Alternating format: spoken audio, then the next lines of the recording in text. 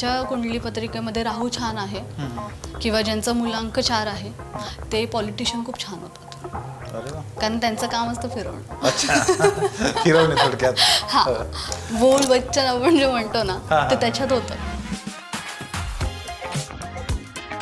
की तुमच्या घराच्या कोणत्याही कोपऱ्यामध्ये एक अशी जागा पाहिजे जिथे तुमची फरशी नाहीये, माती आहे. म्हणजे तुम्ही मातीच्या जोडलेल्या रूटला जोडलेले राहता आणि तुम्हाला आवक निर्माण होते. चौथा येतो आपला राहू. अच्छा. आता राहू केतू आला. हा, आता राहू म्हटल्यानंतर सगळे असेच, जसं तुमचे एक्सप्रेशन चेंज झाले तसं राहू म्हटल्यानंतर आपल्याला तो भीतीदायक वाटतो. तर राहूचं कामच मुळात आहे की तो भ्रम तयार करतो.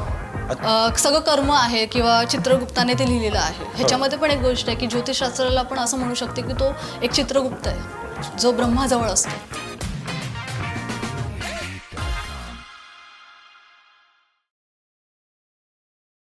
मित्रांनो नमस्कार, कसे आहात सगळे? आज सकाळी किती वाजता उठलात? तुमची जन्मतारीख काय आहे? मित्रांनो, असे अनेक प्रश्न मला सुद्धा सुरुवातीपासून पडत होते की आपली जन्मतारीख काय आहे. अनेक लोक म्हणतात मुलांक काय आहे, भाग्यांक काय आहे, खरंच अंकशास्त्र असतं का, खरंच कुंडली असते का, खरंच मंगळ आपल्यावर काम करतो का, किंवा आपण मंगळावर काम करतो का. प्रचंड प्रश्नांची प्रचंड मोठी जिज्ञासा माझ्या मनामध्ये कायम चालत आलेली होती. आणि ह्या सगळ्या जिज्ञासेला उत्तर देण्यासाठी आज आपल्याकडे जिज्ञासा मॅडम आलेले आहेत. जिज्ञासा चौधरी मॅडम या तशा पेशाने सायकॉलॉजिस्ट आहेत. चाइल्ड सायकॉलॉजीमध्ये त्यांनी शिक्षण घेतलेलं आहे. चाइल्ड सायकॉलॉजी आहेत, अंकशास्त्र आणि ज्योतिष्यशास्त्र जे अत्यंत सध्या प्रचंड आकर्षणाचा विषय आहे. ह्या विषयामध्ये त्यांचं नॉलेज आहे आणि ह्या विषयामध्ये त्या काम करत आहेत. आपण त्यांचं स्वागत करूया. मॅडम नमस्कार. Thank you sir. मॅडम, मला खूप म्हणजे तुमचं नावही जिज्ञासाच आहे, हरकत नाही. आणि ह्या प्रश्नांची जिज्ञासा आधीपासून कंटिन्युअसली वाटत आलेली होती की खरंच हे असतं का, की गैरसमजच आहे, किंवा लोक म्हणतात की काहीतरी एक ज्याला आपण अंधश्रद्धा म्हणतो अशा टाईपचं काही आहे का, असं खूप खूप खूप काही वाटत होतं. पण अलीकडच्या काळामध्ये जेव्हा मी बघायला लागलो तेव्हा एक लक्षात आलं की नाही, याच्यामध्ये काहीतरी असायला पाहिजे. पण तसं कधी समजून घेण्याची संधी आयुष्यामध्ये आलेली नाही. परंतु तुमच्या निमित्ताने ही संधी उपलब्ध झालेली आहे. मला पहिला प्रश्न तुम्हाला हा विचारायचा आहे की हे खरंच शास्त्र आहे, ज्योतिषशास्त्र, संख्याशास्त्र हे नेमकं काय आहे, किंवा दोन्ही एकच आहे का, किंवा याच्यामध्ये फरक काय आहे, आणि दोन्हींचं एकमेकांचे रिलेशन काय आहे, आणि त्याचं एखाद्या व्यक्तीच्या आयुष्यावर कसा त्याचा फरक पडतो? सॉरी, पण प्रश्न खूप आहेत एका वेळेस. येस. ज्योतिषशास्त्रापासून सुरू करू आपण. नक्की. जे बृह म्हणतात ना, बृह ऋषी मुनी, अच्छा, त्यांनी हे शास्त्र लिहिलं होतं. बरं. त्याच्यामध्ये पण ज्योतिषशास्त्रामध्ये पण लाल किताब तुम्ही कधीतरी नाव ऐकलं असेल. लाल किताब म्हणून ऐकलंय, जे ग्रहांविषयी माहिती देतात. म्हणजे त्याच्या रेमेडीज वगैरे दिले जातात. बरं. अंकशास्त्र आपण बोलणारच आहोत, टॅरो रिडिंग बद्दल पण आपण बोलणार आहेत. आणि लाल किताब झालं, अजून केपी झालं, कृष्णमूर्ती पद्धती झाली. हे सगळे जे शास्त्र आहेत ना, हे फक्त आपल्याला शास्त्र म्हणून नाही किंवा कोणीतरी लिहिलंय म्हणून नाही, तर आपल्याला ते जीवनात कसं काम करतात. तर ते कसं, म्हणजे मी तुम्हाला थोडक्यात सांगितलं, आपल्या काय या प्रश्नांचं उत्तर म्हणजे ज्योतिषशास्त्र आहे. अच्छा. हां. बरं. आणि ह्याचा बेनिफिट हा आहे की समजा मी कुठल्या तरी फील्डला काम करते आणि मला इंजिनिअरिंगमध्ये अजिबात रस नाही किंवा माझा पातच नाही आहे, लाईफ पातच नाही आहे, आणि मी त्याच्यामध्ये उतरते, 6 वर्ष 7 वर्ष जाते, पूर्ण ढकलगाडी चालू आहे माझी, आणि नंतर कळतं की सक्सेस ह्याच्यात नाही आहे. खूप लोकांच्या बाबतीत होतं असं. खूप वेळा होतं. बरोबर. आणि मग अशा वेळेस तिकडून असं कळतं की आपल्याला there is no turning back. आता येणार कसं ना, कारण एक वेळ निघून गेलेली असते, एक वय निघून गेलेला असतो, जबाबदाऱ्या पण असतात. मग ज्योतिषशास्त्र, अंकशास्त्र, टॅरो रिडिंग म्हणा, हे सगळे शास्त्र आपल्याला अशा पद्धतीने मदत करतात. एक तर ते तुमच्या काय या प्रश्नाचं उत्तर देतात, दुसरी गोष्ट तुम्हाला मार्ग सांगतात. बरं. आणि जे तुम्ही प्रश्न केला की ह्याला लोक अंधश्रद्धा वगैरे मानतात, तर मी तुम्हाला ह्याचा उलगडा करेन की अंधश्रद्धा म्हणजे काय, तर आंधळेपणाने केलेला श्रद्धा. बरोबर. बरोबर. मग आंधळेपणाने काय तर कोणी म्हणतं की तू माझं ऐकलं नाही, म्हणजे काही ज्योतिषी असतं, तू माझं ऐकलं नाही तर तुझा मृत्यू होणार, जे आपण मंगळामध्ये वगैरे पुढे जाऊन बघणार आहोत. हो. तर पहिला ते चालायचे, कारण तेव्हाचे शास्त्र म्हणजे आपली वाणी होती. ओके. आत्ता एवढं राहिलं नाही, कारण आपण कलियुगी माणसं. बरोबर. सत्ययुगात कसं होतं की तुम्ही जे बोलणार हो. ते शास्त्र इथून शस्त्र म्हणून जे आपण बोलू निघायचं. तेच. हो. शास्त्र म्हणजे शस्त्रच आहे. बरोबर आहे. आता तसं राहिलं नाही. तेवढं शास्त्र आपल्या म्हणजे ती धार म्हणून निघतच नाही माणसामध्ये. त्यामुळे ते काय म्हणतात त्याला, आपल्या रिअल लाईफला ते इम्पॅक्ट नाही करत आपण म्हणू शकतो. अच्छा. आणि म्हणून त्याला तुम्ही असं अंधश्रद्धा पण नाही बोलू शकत, बरं. कारण आपल्याला त्याची पूर्णता माहिती पण नाहीये. बरोबर. असं अंकशास्त्र आणि जे ज्योतिषशास्त्र याचा तसा काय संबंध आहे? म्हणजे अंकशास्त्र म्हणजे काय नेमकं? त्याला न्यूमरोलॉजी वगैरे पण म्हणतो आपण अंकशास्त्राला. हो. जे नंबरिंग्स, हो. जे आपण म्हणतो की हे पूर्ण ब्रह्मांड नंबर आहे. हो. तर त्याच्यामध्ये मी तुम्हाला सांगेन की हे एका नाण्याच्या दोन बाजू आहेत. बरं. हां, ज्योतिषशास्त्र आणि अंकशास्त्र हे दोन्ही एका नाण्याच्या बाजू आहेत. आणि ते दोन्ही प्रकारे दोन्ही सोबत धरून काम करायचं आहे. अच्छा. म्हणजे तुम्ही असं बोलू शकणार नाही की मी अंकशास्त्र शिकतोय तर मला ज्योतिषशास्त्र शिकण्याची गरज नाही, कारण अंकांमधूनच ग्रहांची रचना हे सगळं त्याच्यामध्येच आहे. आलं पाहिजे. हां, त्याच्यामध्ये डिफरन्शिएट तुम्ही फक्त एवढंच करू शकता की दोन नाणे तुम्हाला लक्षात घ्यायचे आहेत आणि त्यानुसार तुम्हाला काम करायचं आहे. बरं. खरं तर हा प्रश्न मी पहिल्यांदा विचारायला पाहिजे होता, पण ह्या दोन्हींची जिज्ञासाच्या मनात कधी आली? म्हणजे तुम्हाला पहिल्यांदा आयुष्यात कधी वाटलं किंवा याचा संपर्क कधी आला आणि कसं तुम्ही याच्याकडे वळलात? कारण तुम्ही चाइल्ड सायकोलॉजिस्ट आहात, तुम्ही त्यात रितसर शिक्षण घेतलेलं आहे, तुम्ही बरंचसं प्रशिक्षण वगैरे हे पण कार्यक्रम करता. ह्या विषयाकडे तुम्ही कसं वळलात? म्हणजे प्रवास तो कसा राहिला? द व्हेरी फर्स्ट थिंग, माझं पहिलं ग्रॅज्युएशन IT मध्ये झालंय. अच्छा. ओके. आणि ते एकदमच अपोजिट.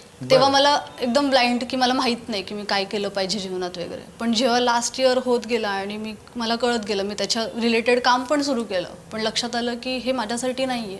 बरं. जे गट फिलिंग्स आपल्याला येतं ना, ते शास्त्र आपल्याला सांगत असतं. ओके. ते इंट्युशन्स आपल्याला पडत असतात. दुसरी गोष्ट, जसं अंधश्रद्धा तुम्ही म्हटलात, तर अंधश्रद्धा इकडे तिकडे चालू असतं की आपण ज्योतिषाकडे का जातो? लग्न जुळवायचं असेल तर जातो. मग ह्याच्या व्यतिरिक्त पण काही आहे का? जर मला माहिती आहे का एखादी घटना घडणार आहे किंवा सगळं कर्म आहे किंवा चित्रगुप्ताने ते लिहिलेलं आहे, ह्याच्यामध्ये पण एक गोष्ट आहे की ज्योतिषशास्त्राला आपण असं म्हणू शकते की तो एक चित्रगुप्त आहे, जो ब्रह्माजवळ असतो. अच्छा. मग काही प्रश्न करतात की बाबा, जर ऑलरेडी ते लिहिलेलं आहे, ते कर्मकांडनुसार सगळं लिहिलेलं आहे, तर मग आपण त्याच्याप्रमाणे कसं चालणार?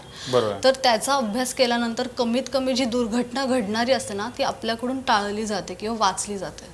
ओके. तुम्हाला पाथ कळतो ना, तो डायरेक्शन कळतो. आणि जेव्हा मला माझ्यामध्ये कळलं की मी कुठेतरी रॉंग डायरेक्शनला चालली आहे आणि मला बऱ्याच प्रश्नांची उत्तरं सापडत नाही. स्पिरिच्युअल काय आहे? सायन्स वेगळं आहे का? धर्म वेगळा आहे का? मग नंतर लक्षात आलं जेव्हा आमच्याकडे गुरु आले होते आणि त्यांनी गरुड पुराण वगैरे वाचलं होतं, म्हणजे वाचन केलं होतं आमच्यासमोर. त्यामध्ये काही लक्षात आल्या गोष्टी आणि मग कळलं की आपल्याला जे माहिती आपण म्हणतो त्याच्या व्यतिरिक्त पण बऱ्याच गोष्टी आहेत. म्हणजे आपण कर्माला किंवा सांगायचं गेलं ना, तर आपल्या चार्टमध्ये असलेले ग्रहांचे स्थान पण आपण बदलू शकतो. इतपत ह्याच्या शास्त्रामध्ये एक ताकद आहे. पण ती माहिती असेल तर आपण ते बदलू शकतो ना. आपण म्हणतो मी माझं नशीब बदलेन, पण ते बदलतं कसं? त्याची माहिती पाहिजे ना. ह्या क्युरिओसिटीमुळे मला ते मला आधीपासून मला हे पण गोष्ट वाटत होती की आपल्याला माहित आहे, म्हणजे काय काय माहित आहे ते सांगता येईल की मला हे माहित आहे, पण आपल्याला काय माहित नाही हे कसं सांगणार आपण? ह्या गोष्टी आहे नाही आहे, कशा आहे काय हे आपल्याला माहितच नाही. त्याच्यामुळे किती माहित नाही, काय माहित नाही हे आपल्याला कधीच सांगता येणार नाही. तुम्ही आता जो मुद्दा म्हटला. पण अनेक लोक असं म्हणतात की जर समजा तुमच्या नशिबात एखादी गोष्ट असेल तर ती तुम्ही काही झालं तरी बदलवू शकत नाही. आणि आता तुम्ही जे म्हणताय ते त्याच्यापेक्षा वेगळं आहे की आपण इव्हन याचे स्थान पण बदलू शकतो. हे कसं, म्हणजे कॉन्ट्रॅडिक्टरी? लाल किताबामध्ये हे खूप सुंदर एक्सप्लेन केलेलं आहे की तुम्ही तुमच्या ग्रहमान, आता जे 9 ग्रह आहेत ते आपल्याला काही ग्रह अशुभ फळ देतात, काही ग्रह शुभ फळ देतात. पण तुम्ही ज्या ठिकाणी जन्माला आलात ती वेळ, ती काळ आणि ते तुमच्या जन्माला ठिकाण म्हणजे जन्माला आलेल्या ठिकाणाच्या वरती ब्रह्मांडामध्ये चालणारं जे गोष्टी होत्या हो. त्यानुसार तुमची चार्ट निघते, राईट? कुंडली म्हणून आपण कुंडली त्याला. निघते. ओके. आणि कुंडली काढल्यानंतर त्याच्यामध्ये काही स्थिती असते, म्हणजे असं बघा की शनी ह्या बाजूला आहे, म्हणजे 12व्या घरात आहे, हो, हो. 4थ्या घरात आहे, वॉटेवर, हो. 7व्या घरात आहे. हो. मग ती स्थिती तुम्हाला जर आता लग्न करायचं म्हटलं तर मग लग्नाच्या 7वा घर म्हटला जातो. हो. लग्नासाठी 7वा घर बघितला जातो. अच्छा. मग त्याच्यामध्ये जर शनी असेल मग तो डिले करणार किंवा ओके. काहीतरी इश्यूज करणार. मग अच्छा. त्याला आपण कुठेतरी ठराव आणू शकतो. तर त्याच्यासाठी एक शास्त्र आहे किंवा बरं. एक रेमेडीज आपण म्हणतो. अच्छा. त्यानुसार आपण त्याला आपलं नशीब जे आहे ना हो. ते थांबवता येत नाही, पण थोडंफार चेंज करू शकतो. चेंज करू शकतो. दुसरी गोष्ट असं की जर मी तुम्हाला सांगते एखादी घटना तुमच्यासोबत होणार आहे, हॉस्पिटॅलिटीची हो. एक्झाम्पल, हो. तर ते होण्याआधी तुम्ही कसं टाळणार? तर तुम्ही जा डॉक्टरांकडे, त्यांना थोडे पैसे द्या आणि सांगा मला सर्दी ताप झालाय, हा. हो किंवा नाही हो, बरोबर. पण तुम्ही तिकडे गेलात, हो. तुमच्या हातून ते देणं लागलं आणि ती गोष्ट टळली. असं ते काम करतं. बरं, हे ग्रह आणि राशी जे असतात हे नेमकं काय असतं? मला याच्यात टोटल काही माहित नाही. ॲस्ट्रॉलॉजीमध्ये जर बघितलं, म्हणजे ज्योतिषामध्ये जर बघितलं तर ग्रहांची मांडणी सिक्वेन्स वेगळी आहे. हो. आणि अंकशास्त्र जे आहे, न्यूमरोलॉजी, त्याच्यामध्ये ती आपल्या प्रभाव कशी करते ना आपल्या कुंडलीमध्ये, बरोबर. त्यानुसार ते असतं. तर ग्रहांबद्दल जर मी तुम्हाला सांगितलं, पहिला ग्रह जो आहे, जो एक अंका म्हणजे मूलांक आपण म्हणजे म्हणतो, ओके. त्याबद्दल पण आपण पुढे बघूयात. तर पहिला ग्रह म्हणजे सूर्याचा. अच्छा. सूर्य म्हणजे काय देतो? तेज देतो. तो प्लांटसाठी किंवा ह्युमन बिंगसाठी सगळ्यांसाठी बेनिफिशियल आहे. तर एक अंकी असणारा व्यक्ती हो. हा नेहमी देता असतो, नेहमी देणारा देतात. असतो. हां. ओके. मग त्याचं तेज खूप असतो, तेज म्हणजे तापमान पण खूप असतो ना. बरं. मग त्याच्या बोलतात ना अडकळीमध्ये जर आपण गेलो, हो. मग तो रिटर्न मध्ये काहीतरी आपल्याला बुक्का मार देणारच. बरोबर. तर ते एक तसं आहे. तर ग्रह आणि राशी हे असे जीवनामध्ये काम करतात. पहिला ग्रह आपण जसं बघितलं सूर्य, अच्छा. जे फर्स्ट मूलांकला आहे. हो. दुसरा मूलांक जे ह्याच्यात मध्ये बघा, आता मी एका नाण्याच्या दोन्ही बाजू बघते बरं. आणि सांगते, राईट? हो, हो. ग्रह म्हणजे ज्योतिषी पण सांगते आणि अंकशास्त्र पण सांगते. बरोबर. पहिला ग्रह आपण बघितला सूर्याचा, दुसरा ग्रह पडतो मून, चंद्र. अच्छा, चंद्र. हां. हा, चंद्र म्हणजे सौम्य असतं. अच्छा. मग ते आईच्या रिलेटेड असतात. मग तुमचा चंद्र कुंडलीमध्ये कुठल्या स्थितीमध्ये आहे त्याच्यानुसार कळतं की तुमच्या कधी कधी आपल्यामुळे पण दुसऱ्यांना दुखापत होते. मग ते कसं होतं ते सगळं बघितलं जातं चंद्रानुसार. आता 2 नंबरची माणसं म्हटलं तर ते अतिशय तापट असतात. बरं. चंद्राचं काम सौम्य जरी असलं तरी 2 अंक चंद्र जे रिव्हॉल्युशन आपण ते म्हणतो ना, ते हो. एवढ्या जलदमध्ये करतं. रिअल लाईफमध्ये माणसाच्या जीवनात 2 अंकी असणाऱ्या लोकांना पण तो इतका तापमानित करतो की त्यांच्या शब्दाच्या पलीकडे तुम्ही गेले की तुम्ही त्यांच्यासाठी वाईट होऊन जाता. बरं. हे 2 नंबर लोकांचा प्रॉब्लेम असतो. अच्छा. त्यांना त्यांच्यासारखी माणसं आवडतात, पण त्यांच्यासारखी माणसं जरी भेटली ना तरी त्यांची त्यांच्यासोबत बनत नाही. हा पण एक मुद्दा आहे. असं पण आहे. हा, असं पण आहे. ते इमोशनल खूप असतात. बरं. अतिशय इमोशनल असतात. आणि त्यांच्यासाठी गव्हर्नमेंट जॉब म्हणजे बस झटपट काम, कारण ते अच्छा. करू शकतात मूनच्या रिलेटेड असल्यामुळे. अच्छा. कठोर शब्द वापरतात पण मनाने जसं मूनचं आहे, चंद्राचं जे प्रभाव आहे सौम्य, ते तसेच असतात. अच्छा. तसंच 3 नंबर आपण घेऊयात की 3 नंबरचा जो ग्रह आहे तो गुरुचा आहे. ज्युपिटर आपण म्हणतो. हो. गुरु म्हणजे ज्ञान. हो. तर गुरु म्हटल्यानंतर ज्ञान म्हटल्यानंतर मग बऱ्याच गोष्टी येतात त्याच्यामध्ये. पुन्हा आपले शास्त्र येतात, आपला अभ्यास येतो. हो. मग त्याच्या रिलेटेड लोक असतात. नॉलेज. हा, नॉलेज रिलेटेड असतात. बरं. असं त्यांचा स्वाभाविकच असतं की त्यांना पुस्तक वाचायची आवड असते, बरोबर. ज्ञानची घेवाण ची आवड असते. अच्छा. असं. चौथा येतो आपला राहू. अच्छा. आता राहू केतूवाला. हा, आता राहू म्हटल्यानंतर सगळे असेच, जसं तुमचे एक्सप्रेशन चेंज झाले हो. तसं राहू म्हटल्यानंतर आपल्याला तो भीतीदायक वाटतो. हो. तर राहूचं कामच मुळात आहे की तो भ्रम तयार करतो. अच्छा. हा, तो एकदम सायकोपॅथिक टाईप आपल्याला त्रास देतो म्हणा किंवा भुलवतो म्हणतो ना आपण. हा, तसं तयार करतो. पण ऍक्च्युअल मध्ये जर तुम्ही राहूशी खेळला तर राहूची लोक पॉलिटिशियन खूप जबरदस्त होतात. बरं. हा, ज्यांच्या कुंडली पत्रिकेमध्ये राहू छान आहे किंवा ज्यांचा मूलांक 4 आहे ते पॉलिटिशियन खूप छान होतात, अरे वा. कारण त्यांचं काम असतं फिरवणं. अच्छा. फिरवणे थोडक्यात. हा, बोल बच्चन आपण जे म्हणतो ना हा, हा, ते त्याच्यात होतं. बरं असं बरं बरं. असे हे ग्रहांची 9 पर्यंतची सगळे आहे. हा मांडणी आहे. आणि राशी. राशी पण तेच प्रभाव करते. आता आपण राशी भविष्य बघतो बघा. हो समजा आता माझ्या राशीचं काही हो. आलं तर मी ते वाचणार आणि मग मी म्हणतो अरे माझं लग्नच नाही झालं, हो मग माझ्यासाठी ते नाहीये. हो पण कधी कधी कसं असतं की फक्त राशी बघून नाही तर त्याच्या ग्रहांची स्थिती बघून, स्थानं बघून, हो तुमचं कर्म बघून आणि वेगवेगळ्या तुमच्या अंक म्हणजे मुलांक, भाग्यांक हे सगळं बघून मग ती राशी तयार होते. अच्छा. हां, ते राशीचं पण असंच आहे.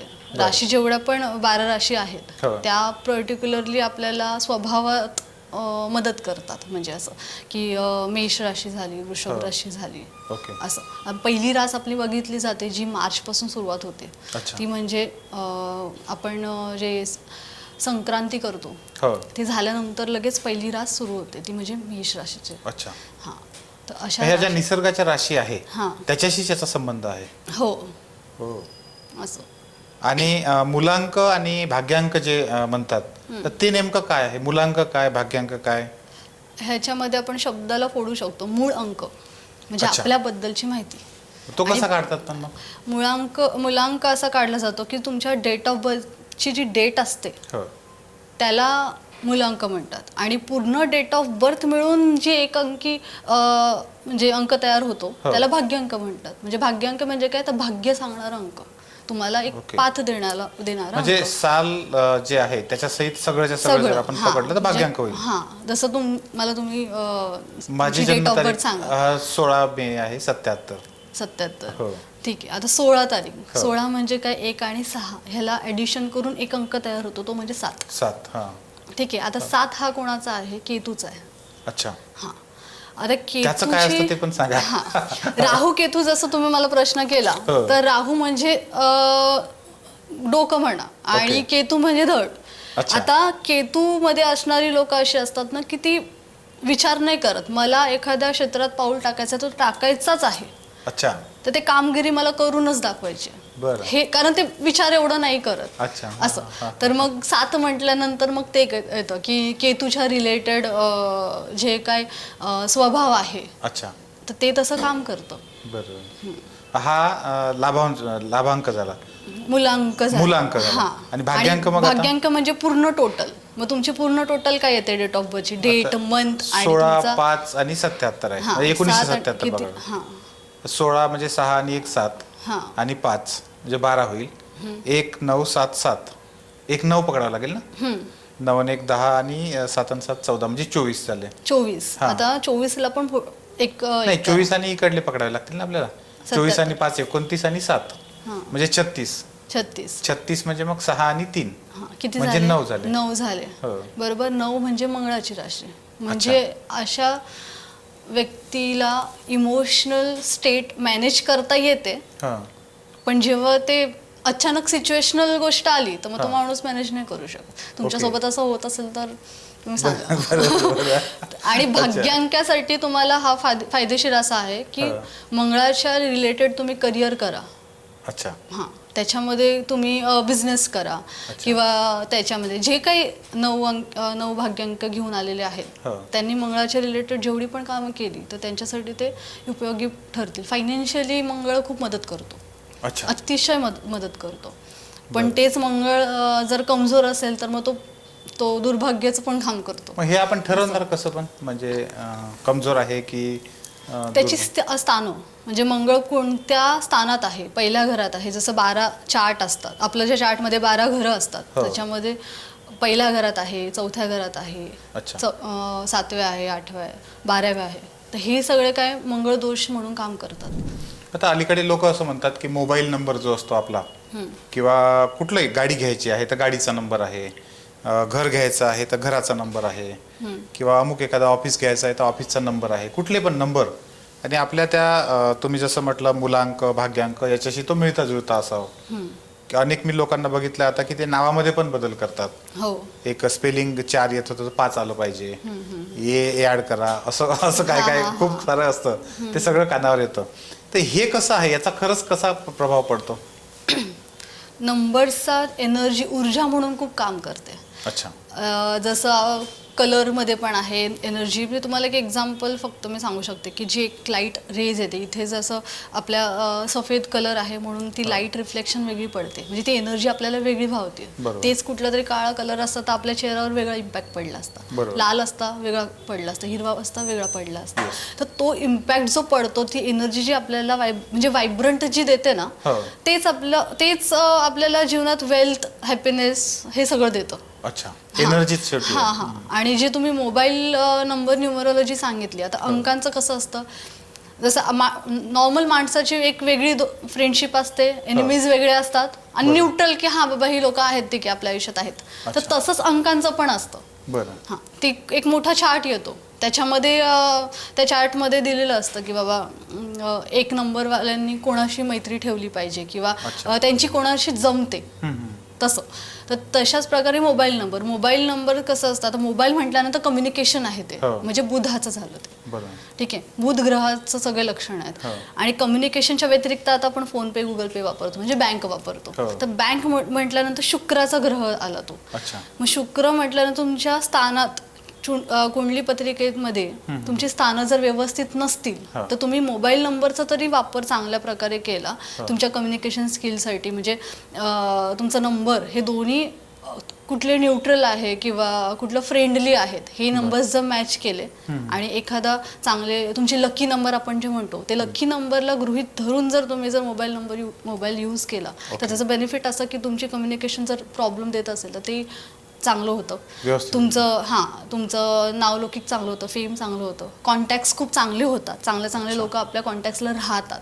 कधी कधी चांगले असतात पण ते नुसते टिकवणं पण खूप इम्पॉर्टंट असतं, ते नुसते राहून पण उपयोग नाही, त्यांच्याकडून पण आपल्याला काहीतरी संवादासाठी आलं पाहिजे.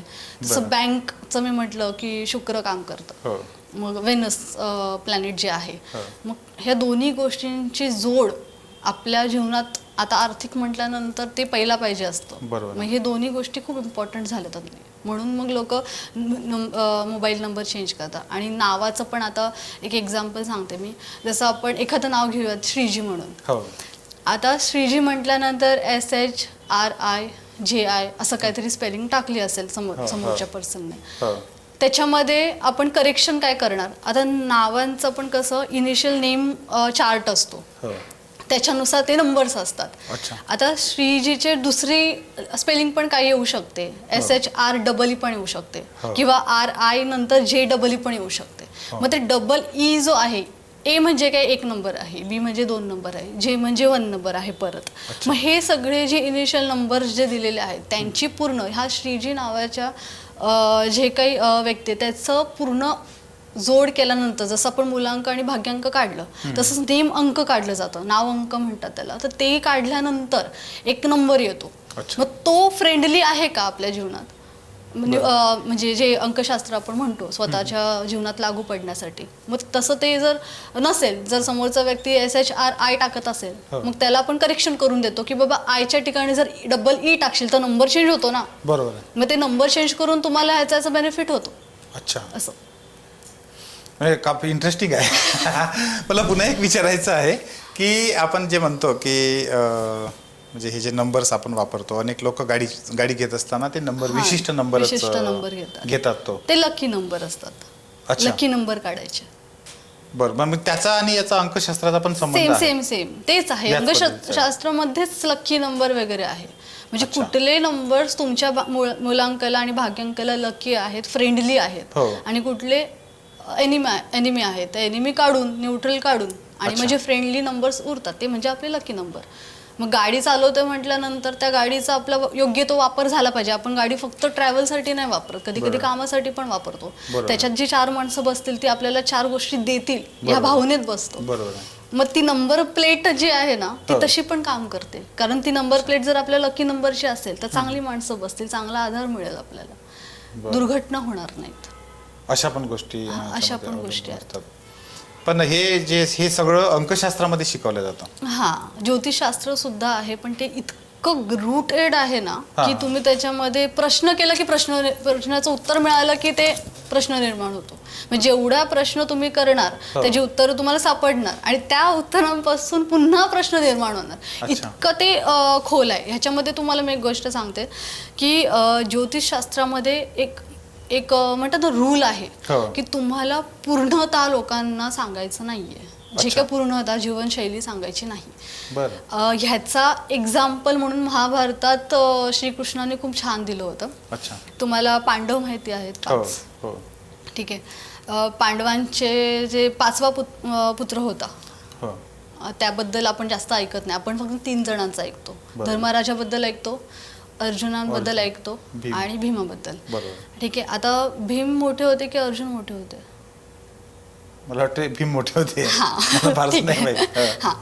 तर असं धर्मराजा, भीम आणि मग अर्जुना हो. आपल्याला ह्यांच्याबद्दल माहिती आहे. हो पण पांडूची जी दुसरी पत्नी होती कुंती, हो त्याच्या पहिली पत्नी होती कुंती हो. आणि दुसरी पत्नी होती काय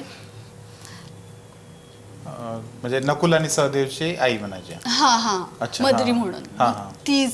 तिच्यापासून 2 जुळे जन्माला जे आले हो त्यांचं नाव नकुल आणि सहदेव. बरं. मग सहदेवांबद्दलची माहिती बऱ्याच लोकांना नाही माहिती. अच्छा. मग ते काय, तो ज्योतिषशास्त्रज्ञ इतका कठोर होता अच्छा. की श्रीकृष्णाला त्यांना श्राप द्यावं लागलं की जर तू हे शास्त्र किंवा तुला जे घडणाऱ्या गोष्टी, हो. जे युद्ध होणार होतं, जे द्रौपदीबद्दल काही गोष्टी होणार होत्या, हरण होणार होतं, जे काही गोष्टी होणार होत्या त्या तुला माहिती आहेत, त्या कोणाला सांगायच्या नाही तर तुझा मृत्यू होणार, हे त्याला श्राप द्यावं लागलं.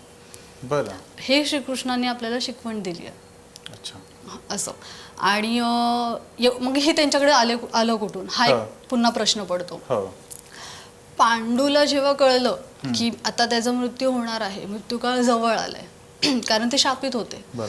त्या टाइमला ते मेडिटेशनला बसायचे आणि त्यांनी खूप वेगवेगळ्या शास्त्रांचं समर्पण केलं होतं, ज्ञान प्राप्त केलं होतं आपण म्हणू बरं. शकतो. आणि तेव्हा जेव्हा त्यांच्या शेवटचा काळ येतो तेव्हा ते 5 मुलांना सांगतात की माझी इच्छा आहे अच्छा. की 5 मुलांनी माझ्या मेंदूचा एक भाग खावा. बरं. तो का खावा? जेणेकरून मी जे प्राप्त केलेली विद्या जी आहे ती तुम्हाला मिळावी. मग ती काय असेल ते तुम्हाला कळणार. बरं. जेव्हा पांडूचा मृत्यू होतो तेव्हा कोणीच त्यांच्याकडे लक्ष देत नाही, पण सहदेव इतका चपळ असतो की त्याला लक्षात असतं की अच्छा. आपल्याला वडिलांनी शेवटची इच्छा सांगितली आणि ती आपल्याला पूर्ण करायची आहे. बरं. जेव्हा कोणाचंच लक्ष नसतो तेव्हा सहदेव काय करतात, एक मासाचा भाग घेतात आणि तो खातात. तो कोणालाच सांगत नाही. बरं. आणि त्यांना जेव्हा हळूहळू जसे मोठे होतात आणि त्यांच्या लक्षात येतं की मला ही विद्या मिळते, मला स्पिरिच्युअल गोष्टी कळायला लागल्या, हे शास्त्र कळायला लागले, मला पास्ट फ्युचर प्रेझेंट ह्याबद्दलच्या सगळ्या काळबद्दल कळायला लागलेलं आहे, घटना घडण्याआधी कळायला लागलेलं आहे, तेव्हा तो खूप उत्साही होतो आणि तो ठरवतो की आता मी सगळ्यांना सांगणार. अच्छा. आणि होतं काय की ते सांगायच्या आधी श्रीकृष्ण एक ब्राह्मणाच्या रूपात येतात. बरं. आणि विचारतात की बाळ तू एवढं उत्साही काय म्हणून आम्हाला सांग. मग तो सांगतो की मला कळलेलं आहे, मला हे शास्त्र कळलेलं आहे, मला पुढचं भविष्याचं, वर्तमानाचं, भूतकाळाचं मी सगळं सांगू शकतो. बरं. तेव्हा मग त्याला श्राप दिलं जातं आणि त्याला घाबरून ठेवलं जातं युद्ध होईपर्यंत. आणि म्हणून आपल्याला त्याबद्दलची माहितीच नाही. बरं. अशी ही शिकवण कथा झाली. बरोबर. असं जसं आपण म्हणतो की महाभारत हे शिकवणीसाठी होतं, तर त्यातलंच ज्योतिषी पण एक शिकवण आहे की तुम्हाला सगळं सांगायचं नाही तर ते भोगणं लागतं. अच्छा. जर मला कोणाचा मृत्यू माहिती दिसतोय किंवा मला कोणाची दुर्घटना माहिती दिसतीये तर मी ती सांगितली नाही पाहिजे, नाही तर ते भोगणं ते आम्हाला लागते. पण असं पण होत नाही का की आपण सांगितलं तर तो टाळू शकेल? नाही, असं कधी होणार नाही होत. ते टाळत नाही, कारण दुर्घटना जर मोठी असेल तर ती नाही टाळली जात. अच्छा. म्हणजे ती गोष्ट किती पॉवरफुल आहे यावर आधारित राहील की ते हा ती कशा रिलेटेड. जसं युद्ध ही खूप मोठी गोष्ट होती, कारण युद्ध झालं नसतं तर आपल्याला शिकवण मिळाली नसती. त्यात बऱ्याच गोष्टी झाल्या, तर त्या बऱ्याचशा गोष्टी त्याला माहित होत्या. श्रीकृष्णानंतर जर कोणाला माहित असेल तर ते फक्त सहदेव होते, बाकी कोणालाच काय होणार आहे ते माहित नव्हतं. त्याच्याबद्दलची ते काही घडू देणं, ती शिकवणीसाठी घडू देणं. तसंच ज्योतिषशास्त्र लाल किताब सुद्धा हेच सांगतं की तुम्हाला माहिती आहे ना 100%, तुम्ही ती गोष्ट सांगू नका. तुम्हाला जर लाईफ पाथ विचारलं तुम्ही लाईफ पाथच सांगा. ते अच्छा. पुढचं काय पुढे ते माणसाला बघू द्या ना, कामं करू द्या. जर मी तुम्हाला म्हटलं की तुम्ही उद्या उठून करोडपती बनणार आहात तुम्ही, आणि तुम्ही म्हणणार की मी आता मला कुठे घालायचंच नाहीये, मी बनणारच आहे, मला शास्त्रज्ञाने सांगितलंच आहे, तुम्ही कामच नाही केलं तर तुम्ही बनणार का? मग मी खोटं ठरणार ना. बरोबर. तर त्याच्यासाठी त्या शिकवणीसाठी असं केलं गेलं की नाही सांगितलं पाहिजे, अच्छा. कारण माणसांनी हालचाल केली पाहिजे जीवनात. असं आपण असं म्हणू शकतो की एखाद्या लहान मुलाला जसं आहे की ह्या गोष्टी सांगितल्या तर त्याच्या कामावर परिणाम पडू शकतो म्हणून त्याला ते सांगायच्या नाही, माहित राहतं आपल्याला पण ते सांगायच्या नाही नाही. सांगायच्या. आणि तसं पाहायला गेलं तर नियतीच्या दृष्टीनं माणूस म्हणजे लहान मुलंच आहे हो, असं आपण नक्की म्हणू शकतो. अंकशास्त्र किंवा ज्योतिषशास्त्र याच्याबद्दल नेहमी एक कुतूहलपणा असंही राहतं किंवा भीती राहते ती की साडेसाती म्हणतो एखादा साडेसातीमध्ये आहे, तर हे नेमकं साडेसाती हे काय असतं किंवा कसं ते ओळखता येतं? साडेसातीत असलेल्या माणसाने मग कशा पद्धतीने राहिलं पाहिजे? साडेसाती म्हणजे जे आहे ते शनीचंच काम आहे. अच्छा.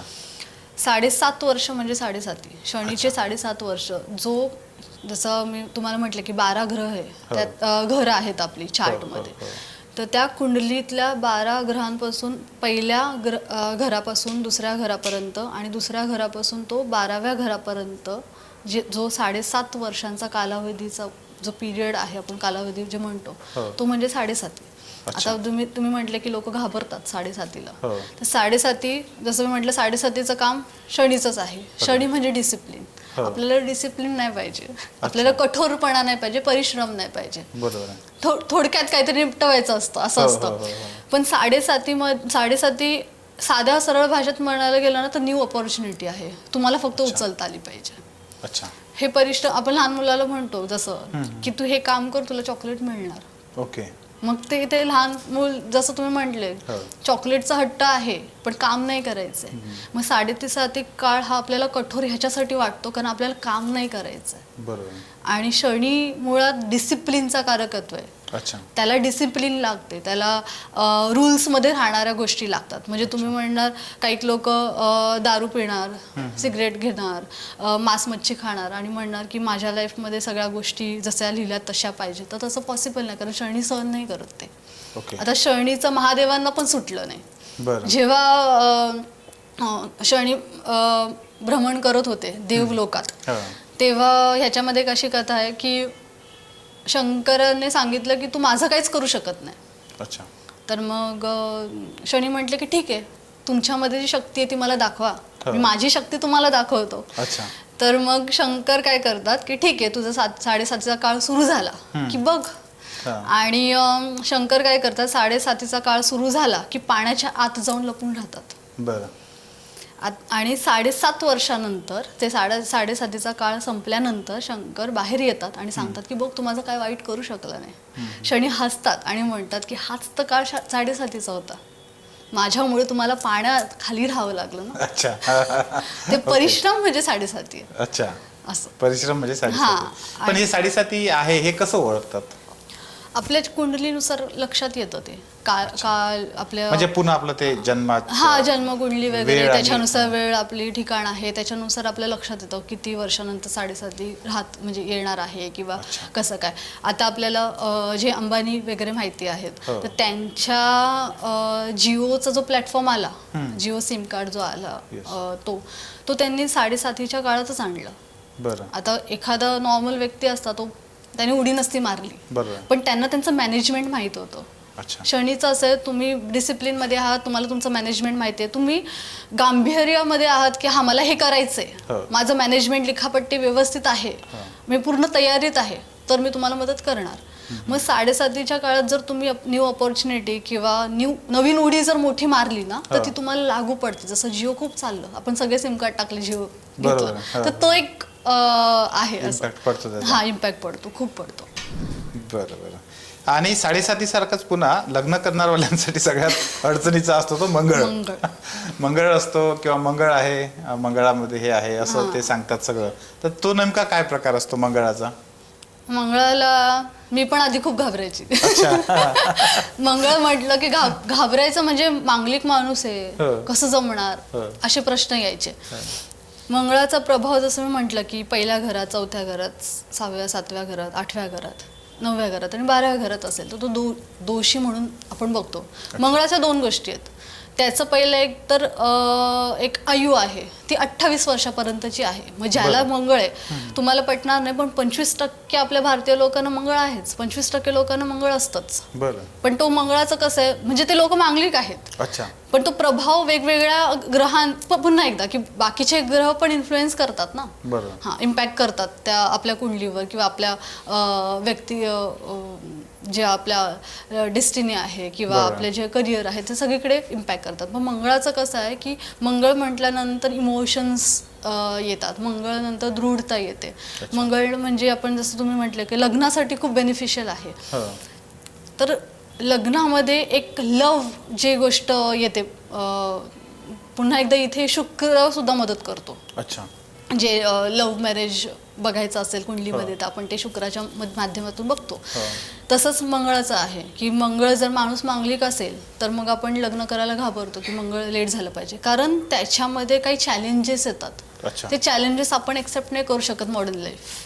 बरं. हां, जुनी लोक एक्सेप्ट करत होते, आताची मॉडर्न लाईफ एक्सेप्ट नाही करत. आणि त्या चॅलेंजेसला, त्या डिसिप्लिनला किंवा त्या बंदिस्तला एक्सेप्ट न केल्यामुळे मग ते मंगळाचे प्रभाव काय पडतात तर डिवोर्स होणार. तर पहिल्याची लोक म्हणायची मांगलिक लोकांसोबत लग्न केलं की मृत्यू होतो. बरं. मग जसं मी म्हटलं होतं की पहिल्याचे शास्त्र, आपलं शस्त्र म्हणजे आपले शब्द होते. आता ते तसं राहिलं नाही, म्हणून ते माणसाचा मृत्यू न होता त्यांच्यामध्ये डिवोर्स होणं, कॉम्प्लिकेशन्स येणं. आता डिवोर्स पण प्रकार खूप मंगळामुळे खूप कमी झालेला आहे. कॉम्प्लिकेशन्स खूप येतात. अच्छा. असं तर तो एक तसा प्रभाव आपल्याला पडतो. मंगळाचा दुसरी गोष्ट अशी असते, जसं आता आपण दोघं या घरात बसलोय असं आपण पकडूया, तर त्या एका घरात बसलेल्या 2 व्यक्तीचं ऑरा, एक एनर्जी जनरेट होऊन आपल्याकडे पण कधी कधी हॅपीनेस, वेल्थ वगैरे येत असते. तर मंगळ असंही काम करतो. म्हणजे 2 व्यक्ती मांगलिक असतील, मग त्याच्यातला एक प्रभाव किती प्रभावशाली आहे, किती कमी आहे, त्याच्यानुसार मग जोडप्यांचं पण सेम आहे ना. अच्छा. की जोडपा मांगलिक आहे एक किंवा नॉन मांगलिक आहेत, ह्या सगळ्या गोष्टी बघून त्यांची एनर्जी व त्यांचा संसार कसा चालवते तर ते बघितलं जातं मंगळातून. मग त्याच्यात घाबरण्यासारखं असं काही नाही. 28 वर्ष झाले की मग तुमचा मंगळाचा प्रभाव कमी होतो, मग तुम्ही मांगलिक राहत नाही. तो दोष मिटून तो योगमध्ये निर्माण होतो. मग तो योगाचा तुम्हाला एक म्हणतात ना की ती अपॉर्च्युनिटी पटकन उचलायची असते. अच्छा. ही जे शास्त्र तुम्ही सांगताय, म्हणजे आता तुम्ही जसं आता म्हटलं की म्हणजे लव्ह मॅरेज आहे, अरेंज मॅरेज आहे, हे पण शोधता येतं आपल्याला हे पाहून? हो. आता एक थोडक्यात सांगते की शुक्र जर आपल्या कुंडलीच्या 12व्या घरात असेल, अच्छा, तर समजायचं की लव्ह मॅरेज होणार. अच्छा, असं पण आहे? कारण शुक्र म्हटल्यानंतर ब्युटीचं, प्रेमाचं प्रतीक आहे ते ग्रह. त्याबद्दल शुक्र म्हणजे 6वा जो आपण मुलांक म्हणतो, 6, ती लोक तुम्ही बघणार तर दिसायला खूप चार्मिंग असतात, खूप सुंदर असतात. अच्छा. जर कॉम्प्लेक्शन जरी असेल कलरमध्ये तरी अट्रॅक्टिव्ह असतात आणि लक्झरियस लाईफ त्यांच्याकडे ती येते. फक्त एवढंच की ते आपण घेतलं पण पाहिजे, ते एक आहे. आणि लव्ह, प्रेमासाठी वगैरे जे आहे तर ते शुक्राची स्थिती बघायला लागते, त्यानुसार कळतं की तुम्ही लव्ह मॅरेज करणार की ह्याच्यामध्ये पण. लग्नामध्ये पण असं असतं की तुम्हाला स्थळ नातेवाईकांकडून येणार, तुमच्या आईवडिलांकडून येणार की तुमच्या मित्रांकडून येणार, हेही बघितलं जातं. ते प्रत्येकाच्या स्थितीनुसार लक्षात येतं. असं म्हटलं जातं की माणूस जेव्हा जन्माला येतो त्यावेळेस त्याचं म्हणजे बऱ्यापैकी त्याची कुंडली फिक्स राहते. चित्रगुप्त अलीकडच्या काळामध्ये त्याला असं म्हणतात की याचा पॅटर्न ठरलेला आहे, असंच होणार. किंवा ह्याच पद्धतीनं आता समजा लग्नासाठीचं स्थळ येणार तर ते अमुक दिशेनं येणार, करिअर असणार तर ह्याच संदर्भात क्षेत्र, असं पण असतं का? हो. याच्यामध्ये आपलं अंकशास्त्राबद्दल जसं मी म्हटलं तर 1 ते 9 ग्रह आणि 1 ते 9 मुलांक किंवा भाग्यांक. शक्यतो आपण भाग्यांक, कारण भाग्य रचना करताना जे भाग्यांक आपण मोजतो त्याच्यानुसार जर करिअर बघितलं तर त्यानुसार केलेला करिअर सक्सेसफुल होतोच. अच्छा. आणि ते लागूच पडतं. असं सांगता येतं आपल्याला की अमुक एखाद्या क्षेत्रामध्ये समजा तो व्यक्ती गेला तर तो यशस्वी होण्याची शक्यता वाढते. बरं. आता हे मुलांक आणि भाग्यांक जे तुम्ही सांगितलं ना, तर ह्या मुलांक आणि भाग्यांकामध्ये पण काही परस्पर संबंध आहे किंवा? अच्छा, कसं?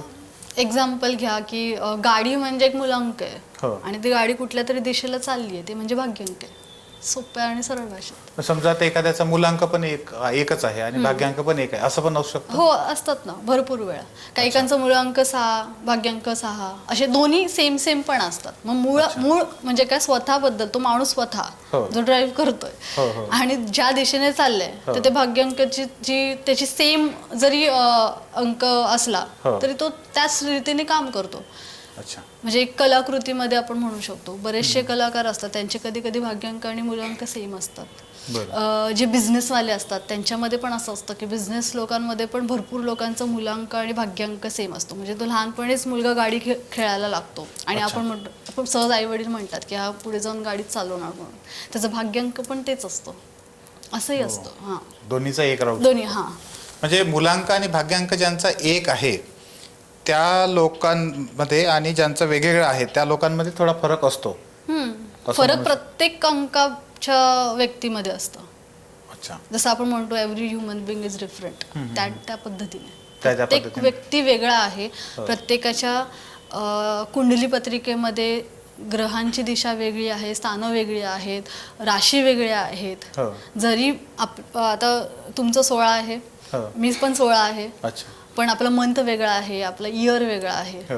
आपली जो जन्म ठिकाण आहे तो वेगळा आहे. कधी कधी एकाच ठिकाणी जन्माला येतात आणि एकाच वेळेला येतात आणि एकाच तारखेला येतात, पण वेगळं का? कारण माझ्यापासून वरती ब्रह्मांडाकडे पाहिलं तर मला वेगळं चित्र दिसतंय ब्रह्मांडाचं. वेगळे ग्रह दिसतात. तुम्ही त्या ठिकाणी बसलेत, आपल्यामध्ये जास्त अंतर नाही पण तुम्हाला थोडा आर्क तरी वेगळा दिसेल की नाही. तर तो वेगळेपणा माणसामध्ये तो तसं काम करतो. पण बरेचदा जे आता जुळे भाऊ वगैरे असतात म्हणजे जुळे जी मुलं आहेत हां त्यांचं जन्मस्थान जन्म वेळ दिवस सगळं एकच वेळ असतं. वेगळी असते. 1 सेकंड सुद्धा. अच्छा. हां म्हणजे 12 वाजायला आयडेंटिकल ट्विन पण असतात ना पण त्यात हो असतात. म्हणजे एकाच वेळेस जन्म झालेले पण असतात ना. नाही एका वेळेस होत नाही, एका वेळेस अच्छा. नाही होत, ते मागे पुढेच होतात. अच्छा. हां जन्म म्हणजे एका वेळेस होतच नाही तो नाही अलग-अलग मागे वेळेस. पुढेच होतात ना. त्यामुळे तो फरक पडतो. हां खूप फरक पडतो. इंटरेस्ट. असं आता ह्याच्यामध्ये अजून एक आहे, आपण म्हणतो की रावणाची आणि रामाची रास एकच आहे पण कर्म चुकले ना. अच्छा. अजून एक गोष्ट भरपूर लोकांना माहीत आहे की नाही आय डोंट नो, रावणाला ज्योतिषशास्त्र खूप चांगलं माहीत होतं. बरं. खूप चांगलं माहीत हो. होतं आणि ज्यांनी रावणाचं सहित वाचलं असेल तर हो. रावण सहित म्हणून तर हां. त्याच्यामध्ये त्यांनी दिलेलं ज्योतिषशास्त्र कसं काम करत हो. होतं ते सगळं त्याने लिहिलेलं आहे त्याच्यामध्ये. मग आपण परत प्रश्न करू शकतो की मग त्यांनी चूक का केली ना. तर त्याने काय केलं, जसं मी लाल किताबाचं तुम्हाला सांगितलं होतं की आपण ग्रहांची स्थानं बदलू शकतो, तर त्यांनी ते केलं. त्यांनी देवांना बंदिस्त घातलं, तसं त्यांनी ग्रहांना पण बदलण्याचा प्रयत्न केला जे चुकीच्या वेळेने केलं. अच्छा. हां कदाचित पूर्ण ज्ञान नसल्यामुळे केलं असेल किंवा ते खूप खोल गोष्टी आहेत त्याच्यामुळे ती चूक त्याच्याकडून झाली आणि मग बरंच ज्ञान असून एवढी संपत्ती असूनही तो शून्यावर येऊन ठेपला. त्याच्यामुळे कदाचित म्हणत असतील की अहंकार खूप जास्त होता. म्हणजे दोघांची रास रास होती एकच, पण अहंकार पण प्रचंड होता रावणाचा. म्हणजे आणि याही कर्म चुकले. पद्धतीनं हो. मला हाच मुद्दा घेऊन थोडं पुन्हा खोलात जाऊन तुम्हाला विचारायचं आहे की तुम्ही जसं म्हणालात की एखाद्याची ग्रहदशा जी काही आहे, राशीचे जे काही त्याचे मूलांक आहे, भाग्यांक आहे, ह्या न बदलणाऱ्या गोष्टी आहेत, त्या जशा आहेत तशा आहेत. पण तरीही तुम्ही म्हणता की काही वेळेनं आपण त्याच्यामध्ये थोडेफार बदल काही करू शकतो. आणि तर हे तुम्ही नेमकं कशा पद्धतीने ते ओळखू शकतो किंवा माझी आत्ताची दशा ही आहे किंवा स्थिती ही आहे आणि मला ह्या दिशेनं प्रयत्न करायचा आहे, हे एखाद्याला थोडंफार जरी स्पष्ट करून समजून घ्यायचं असेल तर काय कशा पद्धतीने घेऊ शकतो आपण? कुंडली पत्रिका काढतो, हो. त्याच्यामध्ये दशा महादशा वगैरे येते. आता कुंडली पत्रिका काढल्यानंतर आपल्याला स्थानं कळतात प्रत्येक ग्रहांची. एखादा ग्रह असा असतो, जर समजा शनी 12व्या घरात असेल तर तो खूप लॉसेस देतो. 12वं घर म्हणजे थोडंफार लॉसेसचाच आहे की हातातले पैसे सहज म्हणजे कळतच नाही कुठे जातात. अच्छा. मग त्या शनीला आपल्याला शांत करणं फार गरजेचं आहे. मग तो करायचा कसं? त्याची स्थिती एक तर बदला, एक तर त्याला शांत करा. त्याला म्हणजे ना आड ठेवणं म्हणतात, आडून ठेवणं, तर तसंही करता येतं. ते कसं करता येतं? त्यासाठी वेगवेगळे रेमेडीज आहेत. असं ते शास्त्रानुसार गेलेल्या वेगवेगळ्या रेमेडीज आहेत, त्यानुसार ते केलं जातं. काही लोक कदाचित यालाच आता कर्मकांड म्हणतात की हे एका एका गोष्टीला असं म्हणजे रॅशनल संबंध काही जोडता येत नाही, त्या गोष्टी आपण करतो. मग ते कर्मकांड जे आपण म्हणतो त्याच्यामध्ये आणि ह्या गोष्टींमधला फरक काय आहे? प्लुटो प्लॅनेट माहितीये, प्लुटो हो. आपला ग्रह जो आहे हो. तो ज्या स्थानात असतो तो आपल्याला त्या त्या मागील पास्ट लाईफ जे म्हणतो किंवा मागील कर्माचं आपल्याला कामाला लावतो. अच्छा. असं आपण साध्या सरळ भाषेत बघू शकतो. बरं. कर्मकांड जे आपण म्हणतो की कर्म, आता कोणाला पैसा कार्मिक येतो, म्हणजे आपण म्हणतो की हा माणूस एवढं वाईट कामं करतो पण त्याच्याकडे पैसा थांबत नाही, माणसं येणं थांबत नाही, चांगलं एकही गुण नाही, हो. पण तरी पण संपत्ती खूप आहे. हो. मग ते बघून आपल्याला वाईट वाटतं की असं का, बरोबर. त्याची कर्म एवढी चुकून पण त्याला एवढं सगळं का. मग हो. कोणी म्हणतं की ऋण घेऊन आलाय. अच्छा. ह्याच्यामध्ये पण माणसाचे 5 प्रकारचे स्वभाव आहेत, ऋण आहेत. मग ते आल्यानंतर काय होतं की आता तो आला संपत्ती घेऊन, कोणी येतं पार्टनर घेऊन येतं, मागील प्लुटो ज्या स्थानी असतो तो त्या त्या स्थानाचं काम करत राहतो. कोणी आईचं काहीतरी, म्हणजे कोणी म्हणतं स्वतःचीच मुलगी किंवा मुलगा असेल तर म्हणतं ही माझीच आई आली की काय. तर ते ऋण कर्म बदलत राहतात. जसं आपल्या भगवद्गीतेमध्ये सांगितलेलं आहे की एनर्जीज बॉडीज चेंज होत राहतात. ते अशा प्रकारे काम करते. बरं, थोडक्यात खोल आहे, विषय खूप गंभीर खोल आहे. हां. विषय गंभीर आहे. हा, कारण हे खूप उलगडता नाही येत. आता काही अच्छा. लोक शास्त्रज्ञ सहज उलगडा करतात, बरोबर. पण त्याच्याने काय होतं, आज आपण गिव्ह अँड टेक आपली एनर्जी जी चालू आहे, माइंड टू माइंड ट्रान्झॅक्शन आपण जे म्हणतो, बरोबर. तर गिव्ह अँड टेक एनर्जीमध्ये काय होतं की जर तुम्ही कुठल्या प्रश्नामध्ये गुंतला, तुमची एनर्जी गुंतून राहते त्याच्यात, मग तुम्ही स्वतःला सुटका नाही होत. बरोबर. म्हणून जेव्हा कोणी शास्त्र सांगत असतं किंवा तर आपण अतिप्रश्न पण करू नये की नाही हे मला सांगच मी कधी मरणार, मी सांगच मला हे कधी मिळणार. आपण लाईफ 5 सांगायचे, ह्या मार्गाने जा, 2 चॉईसेस असतात. बरोबर. तसं टॅरो रिडिंग मध्ये पण आहे. टॅरो रिडिंग म्हणजे काय, प्रश्न कुंडलीच, म्हणजे ज्या वेळेला पडलेला त्याच वेळेला आलेला प्रश्न, ज्या ठिकाणी तुम्ही आहात तो ठिकाण, जन्माच्या वेळेचा नाही. अच्छा. तुम्हाला आता ज्या क्षणी पडलाय प्रश्न, त्या प्रश्नानुसार जी कुंडली बघितली जाते त्याला प्रश्न कुंडली म्हणतो. तेच टॅरो रिडिंग आहे, ज्याला कार्ड्स असतात. अच्छा. 78 कार्ड्स असतात. त्या कार्ड्सनुसार तुम्हाला ते त्या एनर्जीने बघता येतं. तुमच्या प्रश्नांची येस ऑर नोची उत्तरं देता येतात. बरं. मग जर मला, जसं मी म्हटलं की माझं पहिला फील्ड IT होतं, नंतर मी सायकोलॉजीमध्ये प्रवेश केला. मग मला त्यावेळेस चॉईसेस होते की मला ह्याच्यातच पुढे जायचंय, म्हणजे जायचंय की नाही जायचंय. मग हे कन्फ्युजन राहतं ना, मग ते कन्फ्युजन दूर करण्यासाठी हे प्रश्न कुंडली की हां जायला पाहिजे, किंवा हे लाईफ पाथ जे आपण म्हणतो, भाग्यांक जे म्हणतो, तर ते मदत करतं की तुम्ही गेलं पाहिजे की नाही. कारण नुसतंच जाऊन उपयोग नाही, तो प्रवास नुसता करून उपयोग नाही, आपण कुठेतरी पोहोचलो पाहिजेत. बरोबर. असं. बरं, आता योगायोगानेच म्हणूया आपण, तुम्ही सायकोलॉजिस्ट पण आहात आणि तुम्ही अंकशास्त्र, आपलं भाग्यशास्त्र जे काही आहे हे ज्योतिषशास्त्र पण तुम्ही आहात. ह्या दोन्हींचा संबंध कसा आहे, तुम्हाला कसं वाटतं? तुम्ही दोन्हींचा अभ्यास केला. हां, सायकोलॉजी ॲक्च्युली मी याच्यात खूप जास्त बोलणार नाही, कारण आपण मेंटली जे म्हणतो, आता ग्रहांचं पुन्हा एकदा एक ग्रह मॅनिप्युलेट करतात आपण म्हणतो, तर ते सायकोलॉजिकलीच हॅम करतात ना. जसं मंगळाचं, आता मंगळ दोष असलेला व्यक्ती इमोशनल खूप असतो, सायकोलॉजी आलं. बरोबर. त्याला जर ट्रिगर केलं, त्याला रिव्हेंज घ्यायचंय, तर तो आपण सायकोपॅथ म्हणतो. तर त्या सगळ्या गोष्टी अशा इम्पॅक्ट एकमेकांना जुळवाजुळवी चालू आहे असं. मग हे त्या त्या ग्रहस्थितीनुसार पण चेंज होतं, सायकोलॉजी पण चेंज होते. काही म्हणतो, आता सायकोलॉजीमध्ये एक शब्द आहे नार्सिस्टिक पर्सन, म्हणजे तो माणूस कधीच मीपणा घेऊन चाललेला माणूस असतो. अच्छा. मग ते कोणामध्ये येतं, जो राहू दोषी असतो तो व्यक्ती त्याच्यात मीपणा घेऊन येतो की नाही हे माझंच खरं, तो भ्रमात असतो. अच्छा. राहू जर दोष निर्माण करत असेल आपल्या कुंडलीमध्ये, तो फक्त भ्रम तयार करतो. अच्छा. म्हणजे माझ्या कुंडलीमध्ये जर राहू दोषी असेल किंवा दोष म्हणून निर्माण करत असेल, चुकीच्या स्थानी असेल, तर मला फक्त भ्रम येणार की मला खूप काही माहिती आहे, पण ऍक्च्युली मध्ये जर तुम्ही प्रश्न केला तर मी एकही प्रश्नाचं उत्तर देणार नाही. तर तो भ्रम आणि तो मीपणा किंवा हे सायकोलॉजीचं आणि त्याचं मेल आहे. मुळात काय, तर आपण सायन्स वेगळं सेग्रिगेट केलं की सायन्स वेगळं आणि धर्म वेगळं, पण धर्म म्हणजे सायन्स आहे. अच्छा. जसं आधीचे माकड जर माणसं होत होते तर आत्ताचे का नाही होत, हा प्रश्न निर्माण होतो ना. बरोबर. मग हे पुन्हा झालं की आपण किती अंधश्रद्धेत आहेत आणि आपण आपल्या मुलांना काय शिकवतो की माकडांपासून माणसाचा जन्म झाला, पण खरंच झालाय का? माकडं वेगळीच आहेत, माणसं वेगळीच आहेत. हां, माकडं तेव्हाही जे होती, आता सायंटिस्ट होते हो. ते नास्तिक होते. त्यांच्यासाठी सोल स्पिरिट नव्हतं, त्यांच्यासाठी एनर्जी होती लास्ट टप्पा. त्याच्या व्यतिरिक्त ते बोलू शकत नव्हते. ओके. आपलं शास्त्र इतकं खोल आहे की त्यांनी त्याचंही उत्तर इतके दिलेले उत्तरं दिलेली आहेत की ते सांगते की नाही, माणसं माणसंच होती. बरोबर. कारण जर ते तेव्हा नव्हतं, मग आत्ताची माकडं माणसं व्हायला पाहिजे होती ना. बरोबर. असं मग ते आपण त्याच्यात रुळत नाही, त्यात खोलवर कोणी जायला बघत नाही, आणि म्हणून आपल्याला कमी नॉलेज असल्यामुळे किंवा अर्ध नॉलेज असल्यामुळे मग त्या अंधश्रद्धेत आपण फसतो. खरं तर हा जो विषय आहे संख्याशास्त्र, ज्योतिषशास्त्र, हे खूप खोलातले विषय आहे.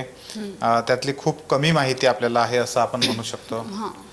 पण एक प्रश्न राहून राहून मनामध्ये येतो, तो शेवटचा प्रश्न मी तुम्हाला विचारतो जो मला खूप महत्त्वाचा वाटतो, की हे असं असताना आपल्याला पूर्णपणे जरी ते माहीत नाही तरी मग आपण आपल्या आयुष्याचे जे काही मार्गक्रमण आहे तर ते कर्माच्या दिशेनं आपण करत गेलं पाहिजे, की हे जे संख्याशास्त्र, अंकशास्त्र वगैरे जे आहे तर ह्या दिशेनं आपण गेलं पाहिजे, म्हणजे कोणत्या गोष्टीला प्रमाण मानून आपण पुढे चाललं पाहिजे? ठीक आहे. पुन्हा एकदा मी तुम्हाला सांगते, ज्योतिषशास्त्र म्हणजे कर्मशास्त्र आहे एक प्रकारचं, जे मी तुम्हाला चित्रगुप्त सांगितलं. ओके. बरोबर. तो कर्मानुसारच जे काय आहे ती लिखापट्टी करत असतो आणि आपल्याला देत असतो किंवा आपल्याला जन्म देत असतो. आपण असं म्हणू बरोबर. शकतो थोडक्यामध्ये की ज्योतिषशास्त्रानुसारचे कर्म करणे. हा, कारण तो आपल्याला आपण म्हणतो ना, वेळ आली की मी सांगेन, हो. तर ती वेळ कधी येते ना त्याचं हो. उत्तर ज्योतिषशास्त्र आहे. अच्छा. ती वेळ दाखवण्याचं, आपण वाट बघत बसणं हो. आणि कुठल्या तरी चुकीच्या दिशेला, म्हणजे तुम्ही एका वेगळ्या रूटला आहेत आणि मी तुमच्या एका वेगळ्या रूटला वाट पाहते, तर तो माझा मूर्खपणा ठरेल ना, कारण तुम्ही ऑलरेडी तिथे वाट पाहत आहेत. बरोबर. तर ती जी चॉईसेस आहेत किंवा ते जे आपण निवडलं पाहिजे प्रॉपरली, हो. तर ते ह्याच्यातूनच कळतं, आपल्याला ज्योतिषशास्त्रानेच कळतं. कळू कुठल्या वेळेत ती गोष्ट आपल्याला लागू पडते, कुठल्या वेळेला कुठली व्यक्ती कुठे आहे, हे ह्याचं उत्तर म्हणजे ज्योतिष. आता आपण बघतोय की IT मध्ये, आता तुमचा IT शी पण संबंध होताच, IT मध्ये मोबाईलमध्ये आता अंकशास्त्राशी संबंधित, ॲस्ट्रॉलॉजीशी संबंधित असे खूप सारे वेगवेगळे ॲप्स आहेत. तर त्या ॲपवरून लोकांना सांगण्याचं काम चालतं, तर ते कितपत बरोबर आहे, चूक आहे, त्याच्याबद्दल तुमचं काय मत आहे? ते मला असं वाटतं की ठीक आहे, एक जलद प्रश्नांची उत्तर, जी डेली लाईफचे जे क्वेश्चन्स असतात त्याच्यासाठी ते तितपत ठीक आहे, काय हरकत नाही. म्हणजे तुम्ही जे लॉग इन वगैरे केली जाते ते ॲप थ्रू, आता भरपूर ॲप आलेत आणि त्याच्यावर बरेचसे ज्योतिषी आहेत. पण आपल्याला कसं माहिती की समोरचा जो व्यक्ती आहे तो खरंच पंचांगानुसार पाहतोय की फक्त ॲपच्या फॉर्मॅटनुसार पाहतोय, कारण तो वेळ असतो. म्हणजे तो जो व्यक्ती तो फक्त वेळ बघतो, 15 मिनिटाचा आहे, 30 मिनिटाचा आहे, त्या वेळेनुसार प्रश्न असतात आणि त्या प्रश्नानुसार तुम्हाला तिथे शास्त्र आणि तुम्हाला ती वेळ, तुमचा अभ्यास तो खूप महत्त्वाचा असतो. मग ती तुमचा अभ्यास ती परवानगी देते का त्या प्रश्नाला? तुम्ही जर एखाद्या ॲपवर टाकलं की जर मी टाकलं म्हणजे की माझा मृत्यू कधी होणार आहे मला माहिती पाहिजे आणि XYZ इयर सांगितलं, तर मला ते मान्य आहे का? मग काही लोक त्याचा अतिरेक पण करतात. अच्छा. असं म्हणजे थोडक्यामध्ये आपण असं म्हणू शकतो की ते ढोबळ मानून त्याच्याकडे पाहता येईल, सखोलमध्ये जाऊन आपण ते नाही सांगू शकणार. खूप सुंदर. म्हणजे खऱ्या अर्थानं मी असं म्हणेन त्याला की ह्या सगळ्या विषयाचे, संख्याशास्त्राविषयी, अंकशास्त्राविषयी किंवा ज्योतिषशास्त्र ज्याला आपण म्हणूया, याच्याविषयीचे खूप सारे म्हणजे प्रश्न कंटिन्युअसली खूप दिवसापासून माझ्या मनामध्ये होते. आपल्या अनेक प्रेक्षकांना सुद्धा ते सगळं समजून घेण्याचं होतं. तुम्ही आज आलात, खूप सुंदर पद्धतीनं तुम्हाला जेवढं जे जास्तीत जास्त चांगल्या पद्धतीनं तुम्ही ते सगळे प्रश्न, ती जिज्ञासा जी आहे आमची, तर ती तुम्ही शमवण्याचा प्रयत्न केलात, त्यासाठी खूप खूप धन्यवाद. आणि शेवटी जाताना आपले जे प्रेक्षक आहेत त्यांना काय संदेश द्याल? मी असं म्हणेन की ह्याबद्दल थँक्यू या क्वेश्चनसाठी, कारण खूप मी पण ॲप्स वगैरे बघते. मी स्वतः लॉग इन नाही आहे, पण आपण आता रील्स वगैरे खूप ट्रेंडिंगला चालू आहे. काय होतं की एक व्यक्ती एका पर्सनकडे नाही जात, म्हणजे एका शास्त्रज्ञकडे नाही जाणार, ह्याला काहीतरी प्रश्न करणं, तोच प्रश्न दुसऱ्याला करणं, तोच प्रश्न, मग तिन्ही वेगवेगळे सांगितलं का मग आपल्याला प्रश्न पडतो की आता इथलं खरं काय. म्हणून तुम्ही गुरुच किंवा तुम्ही शास्त्रज्ञच असा निवडा की तुम्हाला 10 ठिकाणी जायची वेळ येणार नाही. पुन्हा काय होतं की काही लोक असे असतात ना की सारखे रेमेडीज देत राहतात, अच्छा. म्हणजे घरामध्ये आता आपल्या घरामध्ये लादी वगैरे असते म्हणजे फरशी असते. हो. आता तिथे माती पाहिजे. माती म्हणजे जसं वेनस प्लॅनेट जे आहे, शुक्राचं जे आहे, तर ह्याच्यामध्ये मी सांगेन की जर तुम्हाला घरामध्ये आवक यावी असं वाटत असेल तर तुमच्या घराच्या कोणत्याही कोपऱ्यात, कोणताही, हे वास्तूच्या रिलेटेड झालं, अच्छा. की तुमच्या घराच्या कोणत्याही कोपऱ्यामध्ये एक अशी जागा पाहिजे जिथे तुमची फरशी नाही आहे, माती आहे. म्हणजे तुम्ही मातीच्या जोडलेले रूटला जोडलेले राहता आणि तुम्हाला आवक निर्माण होते. मग ही एक रेमेडी तुम्हाला मी दिली. पण मी तुम्हाला एकाच गोष्टीचे जर असंख्य रेमेडी दिले तर आपल्या ग्रहांची चहलबिचल सुरू होते. अच्छा. आणि मग ती एनर्जी ना आपली बॉडी सपोर्ट नाही करत. बरं. कारण ह्या ग्रहांची एनर्जी वेगळी आहे, ते आपल्यावर इम्पॅक्ट करतात, ती एनर्जी वेगळी आहे. ती ऊर्जा आपल्याला सपोर्ट नाही करत आणि मग आपण आजारी पडणं किंवा काहीतरी त्रास होणं किंवा ते कामच नाही करत, ते रेमेडीज काम नाही करत. म्हणून मला सगळ्यांना असं सांगायचं आहे की तुम्ही फार फार 2 तर ॲक्च्युली तरी पण नाही, एकच काहीतरी रेमेडी एखाद्या गोष्टीवर केली तर चांगलं होईल. एक पेक्षा जास्त जाऊ नका, कारण तुम्ही जेवढं ग्रहांना सारखं ते टेचवत राहणार तेवढं ते तुम्हाला त्रास देणार. असं. Thank you very much. तुम्ही आलात आणि खूप सारे जे प्रश्न होते आमचे त्याचे तुम्ही खूप चांगल्या पद्धतीने उत्तरे दिलीत. मला पूर्वक धन्यवाद. थँक्यू.